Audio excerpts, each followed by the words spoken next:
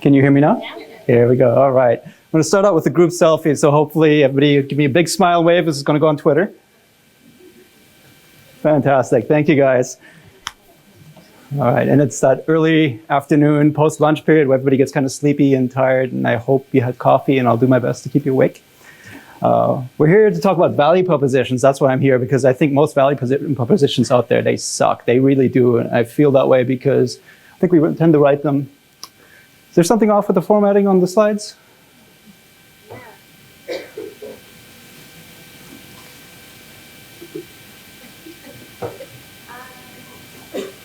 Do we have? Maybe one more. I think just keep going. They're working on it. Okay. All right. Not a problem. Hopefully you'll be able to follow along. All right. So I think they suck because for the most part, we write them from our perspective with kind of our business objectives in mind, rather than really think about the customer. Why are they looking for a product or a solution in the first place, right? So we can end up talking about features and functionalities and tech talk and all of these fancy bells and whistles. And the customer really, at the end of the day, just wants to solve their problem, okay? And this is a problem that I kind of came across for myself a lot in the past. And I developed this little kind of methodology, a structured methodology for myself that helped me guide myself through that process as we were launching products to the market. That's what I want to share with you guys today. It's not going to be the only way of doing it. It's not the only way of doing it, but it is hopefully an idea that you can take some ideas from this and it'll... Should I hold off? Or just... I don't think you should, because we have to say the same thing to others. Not a problem. All right. Can you guys still see this? I apologize for that. It happens, no problem. All right, so hopefully it'll inspire you guys to think a little bit about it as well, okay? Now, this was developed in the context of the B2B software space. I came from that world, and I think most people are here. But I did try and put some B2C examples in there as well. And that looks very crunched, but this is a product. Does anybody know what this is? Look familiar? I see a few heads shaking, yes?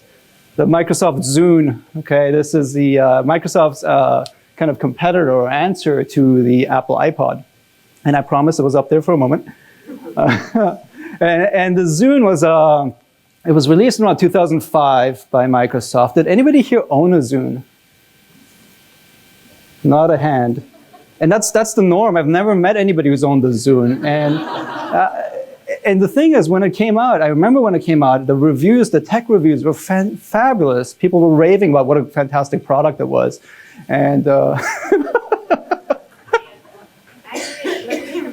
All right. You're doing fantastic, but I've got a little thing up my sleeve, and then you'll come back on. All right, okay. I can do the song and dance too in the meantime. I'm super impressed, but no need. Okay, is this one on? Ready? Maybe this one's not. Oh, it's on. Okay. I was going to save this for later, but this is a great time since we have a technical difficulty. I have been lucky enough to MC all 5 cities, starting off in New York. And when I did this initially in New York, it made sense because I live in New York. Now it's become a little harder since I'm traveling so much. But I like to find out who traveled the farthest to come to this conference. So if you think you traveled a long way, just shout it out. California. That's it? Croatia? Oh, my geography is kind of confused because I'm in London now. Anyone think they traveled farther than California or Croatia? Where? Sweden. I don't feel like that's as far. Anyone else? Okay, well, when I was in San Francisco, someone came from Russia, and I was like, crazy. Okay, well, is it McCool? I can't, oh, yeah, we met earlier. Okay, well, come on up. I got you this print from a little shop in Shoreditch. I don't know how London it is, but it seemed London to me. And then is Mark around? Can we take our selfie now? We'll do it later. I think we'll do it later. Well, anyway, here's your London-ish print from a New Yorker. Okay. Yeah, there's a prize, free prize. Okay, cool. Oh, and Mark's here. Mark, can we do the selfie while we have technical difficulties? Yes, come on up. Okay, everybody stand up. Check your teeth. Mark will be up front, and you can just stay where you are. This sucks. Yeah, it happens. But good job. Thank you. Mark, do a dance for us, Mark. Come over here. All right, stand up, suck it in, squish in. So just a regular smiling one first. Why not? Yeah, this- 3, 1, 2, 3. And we'll do another one. Hands up. I just want to, you're all quite wide. Oh, we're gonna do a pano. You gotta hold real still. Pano. Whoa. Do another one, hands up. Okay. Really hold still, or you'll look really weird.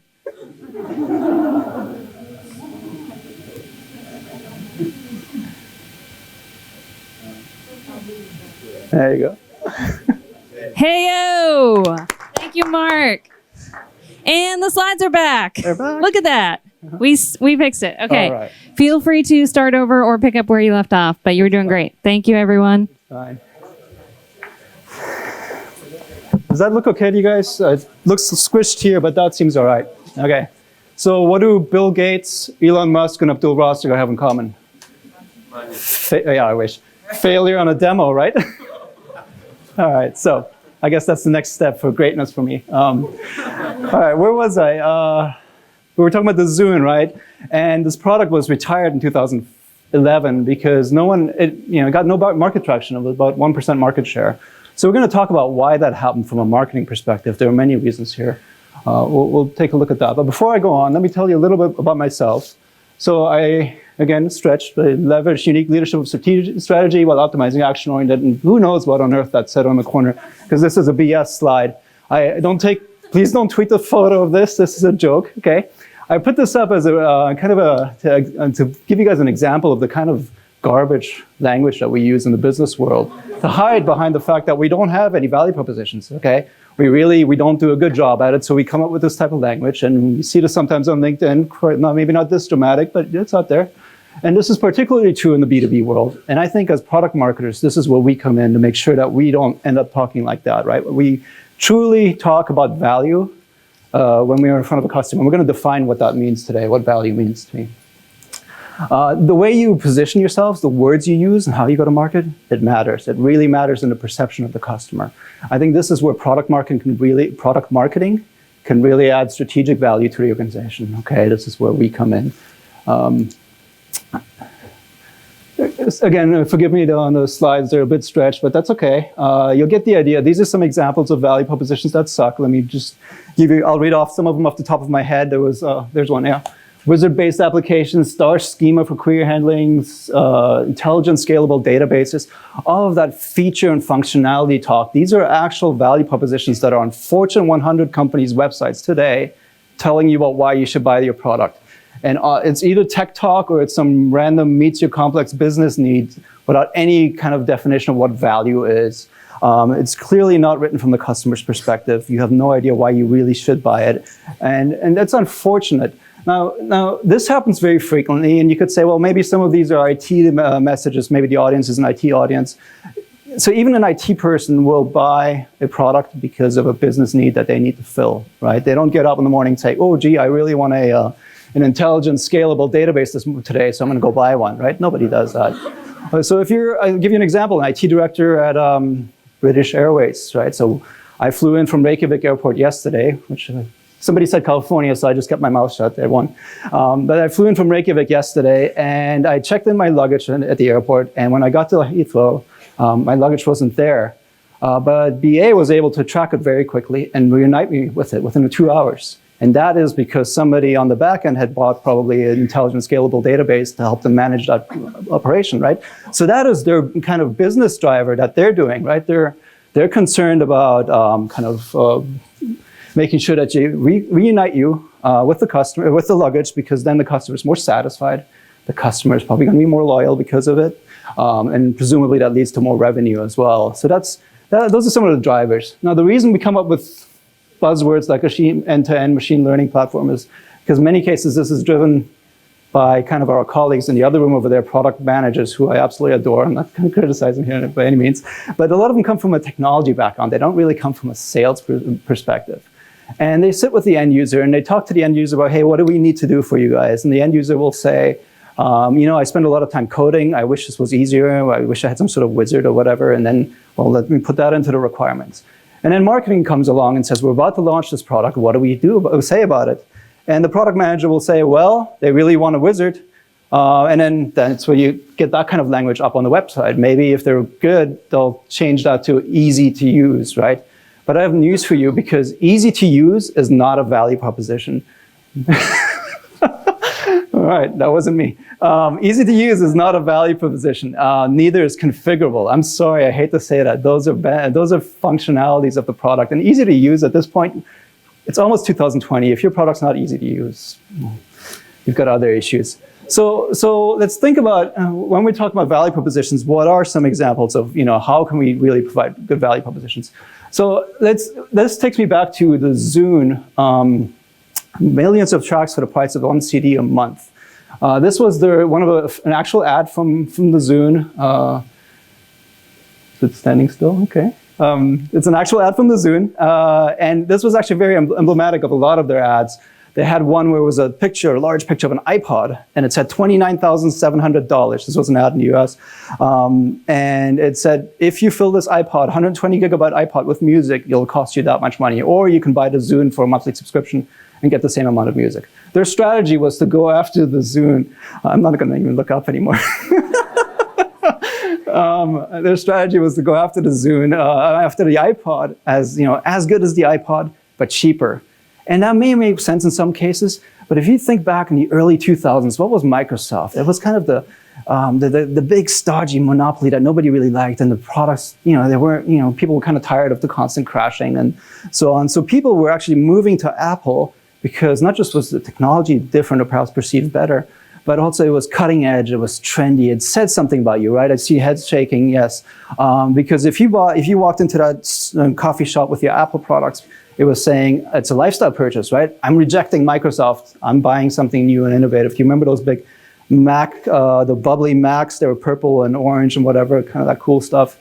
So to do this, people were buying 2 to 3 times the price for the equivalent Microsoft product. So to go to that market and say, we're going to do it for you for cheaper, is not really the right message, because that message doesn't connect with what their pain point was, right? And Microsoft is one of my favorite companies, by the way. It's so much respect for them, so I'm not doing anything to criticize them here. This is hindsight is 2020, right? But it brings up an important point. Sell the problem that you're solving, not the product that you're making, okay? Your customers are getting up and trying to solve a real business problem, and then that's why they're talking to you. So if you think about an HR manager, a human resources manager, they want to get an applicant tracking system, not for the sake of having an ATS, an applicant tracking system. They want to do it because they have a pain point. That pain point may be, well, they need to hire. If for a certain position, that hiring manager is calling them every single day saying, where's my candidate flow? Where's my flow of candidate resumes to look at? And the HR manager says, well, I've got a ton of them. I can't process them fast enough. And when I do find somebody who seems good, by the time I call him or her, well, they've already been hired by the competition. So their pain point is to process those resumes faster so that they can get the right candidates faster to the hiring manager. That's why they're talking to you about an HR applicant tracking system. No other reason. So I'm going to make one really important point here, that if you're in the B2B world, also B2C, but especially B2B, if you're, no one will actually buy your product. No one will actually purchase your product if they can solve that problem on their own, okay? So they're only looking for you as a secondary path. Okay, if they can solve that problem without any technology, they will absolutely do it, and they'll never even think twice, and you'll never have an opportunity to present your solution. So really think about that when you do your value propositions. So getting it right, again, apologize for the bad formatting up there, but there's 4 steps to this framework, so let's walk through those. It's the context, and I think these slides will be available as well afterwards, right, so that you'll be able to see it better. Okay, there's the context in which your customers operate, not you, but your customers. What are the kind of the macro trends that are affecting them? What are the environmental trends? So it could be, is there a recession coming? Is there perhaps a generational shift? People are retiring and a new generation of users, they have different user behaviors, right? It could be compliance requirements, GDPR, or California data privacy laws coming into effect next month that applies to everybody, whether they are based in the US or not. Brexit, is Brexit going to happen? Those kinds of macro factors are always kind of influencing your customers. Second, you need to understand their pain points. So I talked to you about the IT director at British Airways. I talked to you about the ATS, the hiring manager looking for an ATS solution, right? There's dozens and dozens of examples of that. So, and only once you have identified those aspects can you go to point number 3, which is to start thinking about yourself. How do our products and solutions map to those pain points? Again, business benefits. Features and functions don't have a place here. They're important for an RFP or a product demo or wherever, but they don't have a role in your benefits statements. And finally, you can do the first 3 perfectly, but if you don't do number 4, if you don't get the 4th one right, it's very, very difficult to be successful. Because if every single customer out there is, every single vendor out there or solution out there looks the same, what does the customer base their price on? Anybody? Anybody still awake? All right, they're gonna base their, I said the answer, that's why nobody answered. Now I have the malfunction. They're gonna base their decision on price, right? You're gonna be the low cost vendor that works for some, but in general, that's not a sustainable strategy. So really think twice about what your competition does. In fact, a really interesting test that I hope everybody here does, download your competitors' data sheets if you haven't already. Take off all the logos, branding, colors, so you just have the names, everything. So you just have the copy of your data sheet, and then put yours side by side and give it to one of your customers and ask them to identify which one's your product. And I can almost guarantee you that I won't be able to do it. In many cases, you'll be shocked that you won't be able to do it in some cases. And this is a very, very common phenomenon, okay? When you can't differentiate yourself from the competition, you're struggling, and that's very common. So here's an example of some value propositions that are done right. I think they're done right. Increase customer satisfaction, maximize your revenues, and reduce risk and deployment time. Okay, so those are 3 value propositions that this organization felt for their product. Now, are they business oriented to their customers' needs? They seem like it, they seem pretty relevant. I don't know that business well enough. Are they differentiated? I don't have that context. Let's give them the benefit of the doubt. But certainly this is not, there's no feature functionality talk in here, right? There's no tech talk. It's trying to pin their benefits to their customers' presumed pain point. They do it through increased satisfaction through consistent data and simplified billing, maximizing revenues, like by making your sales org more productive, reducing risk and deployment time with an integration. Now notice that, oh, by the way, Rachel, this thing's not working either, so I have no idea. Okay, thank you. All right. Reducing risk and deployment time with your standards-based integration. Now, they're talking technology here, but that's okay because the integration is not the value proposition. Okay, the value proposition is we're going to reduce your risk and deployment time. The integration is just the proof point, the enabler of how we do it. So I really like this because it's business-centric. Presumably it's differentiated. It also comes in 3s, okay? 3 is a key number because if you start giving more than 3 value messages, you're going to confuse people. They're going to forget. They're not going to remember what you said. If you do less than 3, it's almost impossible to differentiate from the competition. You have to be really special to be able to differentiate under 3 value props. So that's your golden number right there. In fact, the only thing I would do perhaps in addition to this is quantify this, okay? So tell me how much you've done increased customer satisfaction for a customer similar to me. Tell me how much, maybe perhaps build me a model that shows me how much more money I can, I can calculate how much potentially more money I can make through this, at least to give me an idea. And, you've reducing deployment time, maybe the standard in the industry is 6 months and you do it in 15 days, right? You can quantify all those things. Now that's very complicated. It's very time consuming. In many cases, we don't like the numbers that come out at the end, so we don't do it often. But if you can do it and if you have strong numbers, absolutely, this is an imperative here to do it. Okay, so we have to challenge ourselves to be better than that previous slide I showed about wizards and scalable databases. Again, bad formatting, that's okay.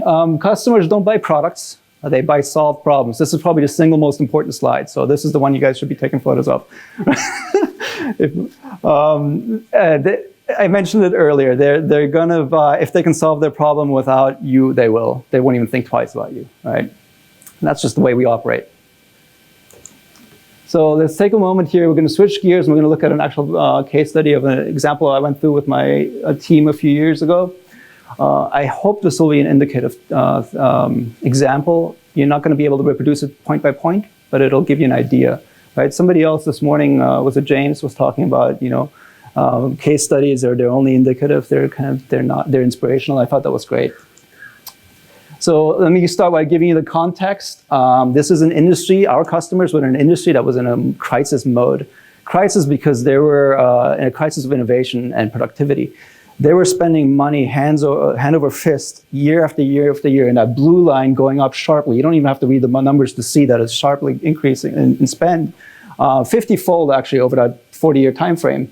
But the number of products they were producing year after year was essentially the same, right? There's some peaks and troughs, but at the end of the day, they're selling the same, introducing the same number of products each year. And that was a problem because your ROI is not there. The other problem is their patents are expiring on the older products. So remember, this is a long time frame. So Me Too competitors are coming in, taking away market share with much cheaper products, which they didn't have to invest any money into. And these companies are really suffering in terms of profitability as a result. By the way, this was a regulated industry, so the government's always looking over their shoulders, making things more complicated for them as well. So that's the context our customers found ourselves in. And the problem for us was, as vendors serving this, there were other vendors as well, and we all looked alike. This was one of those classic examples. I looked at those data sheets, and I just said, oh my gosh, we have no clue how to say that we're better. The other problem was we had actually differentiated ourselves through price. We were by far the most expensive. And it was fine because for years that industry was making lots of money and they didn't really care that much about money. But now all of a sudden they're very price sensitive and we're starting to lose deals much more regularly. We're actually having customers move away from us and explicitly citing cost as the number one criteria. And even though we had the largest market share, we were starting to realize that if we don't adapt and evolve, we're going to be in trouble. So we need to adapt with our customers as they're changing, as their environment's changing. Okay. So what we did is we created a 2-day offsite, what was called a value proposition workshop. It was done with all of these kind of customer-facing teams brought together in one place. This is the first time our organization had done that, to bring all of these diverse teams together in one place one time to talk about what the customer's business context is, right? What their pain points are, all those steps from the framework I mentioned, how our business benefits map to their needs, and ultimately how do we differentiate, right? And this was an exercise that took a lot of kind of coordination. It had to take buy-in from executive management, especially on the sales side. They're going to take a sales director out of the field for 2 days to talk about this stuff, right? That's a big deal. So there was commitment here at the most senior levels of the organization. By the way, we reinvented ourselves across the board, across the organization. This is I'm obviously just going to go through the marketing aspect, so the go-to-market aspect of it today.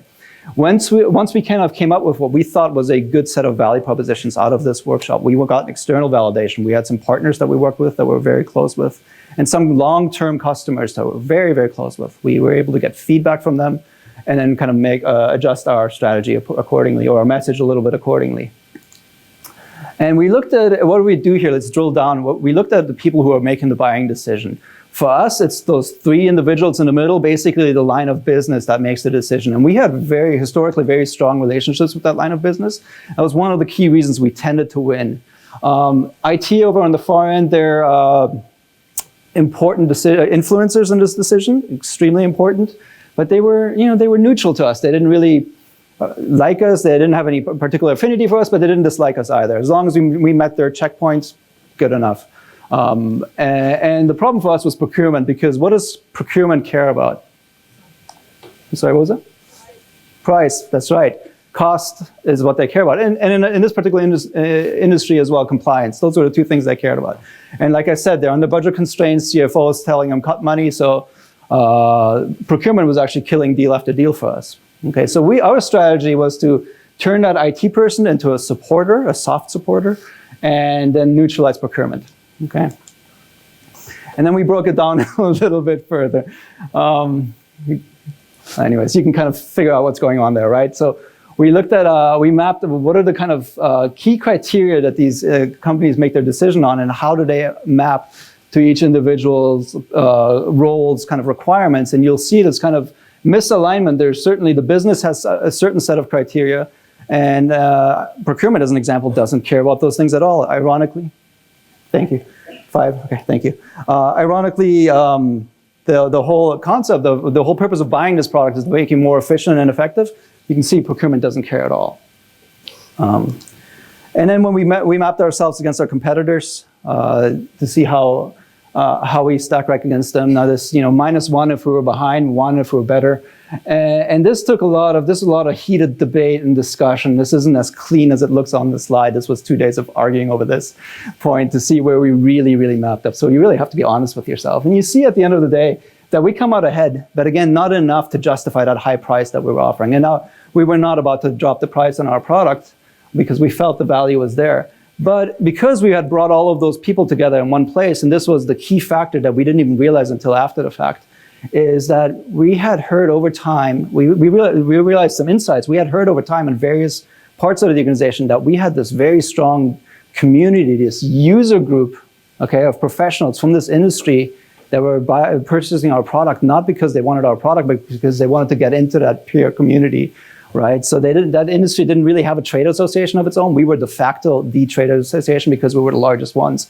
So people were purchasing our product to get into that. Some of them had told us that, hey, our CFO told us to cut budget and cut your product. We said no because we want to stay part of this user community. We dropped other products instead. So that was an aha moment for us. Hey, this is really a strong argument for us. And also note that this is a good argument to use with the IT group, which was neutral to us, as I mentioned. But in this case, we can actually say, hey, Mr. or Mrs. IT Director, we can connect you with hundreds of peers at other companies in this particular industry, IT peers. So this ended up being our kind of value propositions here that we went to market with. It was we made the core of what they needed was productivity, right? And we make you more productive. We have normally I would say compliance is like usability. You don't want to talk about compliance as a value proposition, especially in a regulated industry. You should be compliant, period. But our competitors, actually, some of our competitors had not been, and we had a perfect track record. Originally, we actually said guaranteed compliance, but legal, rightfully so, didn't like that. And I already talked about the network. And now notice that these are value propositions that are business-oriented, right? They're focused on their needs. They certainly differentiate us in terms of the compliance is already the first differentiator. Because productivity by itself, we're not the only ones that make you productive. Our competitors would have done it as well. I don't know if we had 27% for competitors, but they would have done it. And then also I talked about the other differentiation pieces, the unrivaled network. So you have 3 value propositions that we felt comfortable with to go to the market for, okay? So the end output for that value proposition workshop, those 2 days, was 1 slide, literally just 1 slide. This was it. What we call the 3x3 matrix, right? The 3 customer-centric business benefits up top. And then underneath it, it's proof points. Okay, well, here's how we do it. Okay, and in there, it's okay to talk about some functionality, whatever. That's all right, because you want to let your customer know that you're not making an empty claim. We're actually able to do it. You want to be able to demonstrate it. Okay, and then finally, as we kind of wrap up here, you have to make sure that you inform your entire organization with your messaging, right? Those proof points need to go through everywhere. That 3x3 matrix. So any interaction your customer has with you, no matter which channel, they always hear the same thing.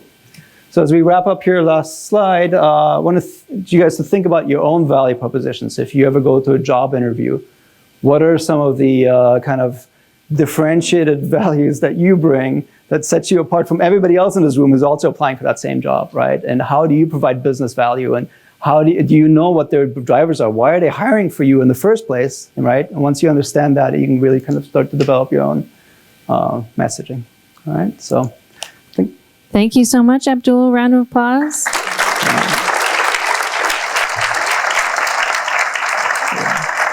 I think we have some questions. Sure. Also, fantastic job. I feel like the technical difficulty couldn't have happened to a better person because you just handled it so well. Okay, yeah, a couple of questions here. We're going to skip Slido this time, but I'm reading them off the Slido. How do you balance between value-driven, simple language while also speaking to the technology behind it when everyone claims they deliver the same value? Oh, what a fantastic question. That is probably one of the most complex things. We get taken to task regularly by our executive team for having language that's too complex. That takes hours and hours of work. I wish I had a solid answer for you. The simpler you can be in your messaging, the better. What you really need to do at the end of the day is not talk too much about the user interface, those types of feature functionalities, right? It's again, pushing that message about What are the business benefits? So if you go at a company who does this very well, and find me afterwards, I'll give you some examples of companies that do it very well. Look at their website. They really talk about their business benefits section. Comes up the very first thing that you see on the website on the product pages. It's very large. It's oftentimes it's quantified, and it's just 1 or 2 sentences. It's not very in depth.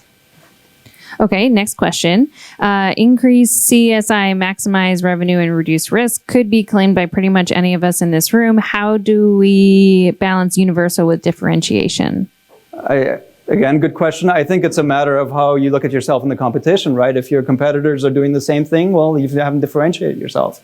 That's the first aspect of it. The second is being able to quantify things. So our competitors, in that particular instance that I gave you, they could easily claim that they give a 25% productivity, probably in many cases more.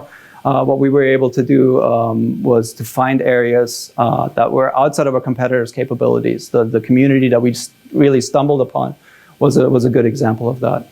Yeah. Okay, and last question. There's a lot of ones, which is always a great indication of a good talk. But we're going to move on after this. How do you find the real pain points that will resonate with your target market? So for us, what's worked well, and we're in a bit of a unique situation because we have long-running customers that work very closely with us. We've hired from them, they've hired from us, so we have very solid relationships. One of the ways you do that is to talk to people before you really start to roll things out to get feedback from the market. That's not often done, right? People just kind of do it internally, put it together on a Friday afternoon, and on Monday it's on the website. But you really want to take your time with this one. Fantastic. So thank you so much. Sure. You did Thank great. you very much. Thank you.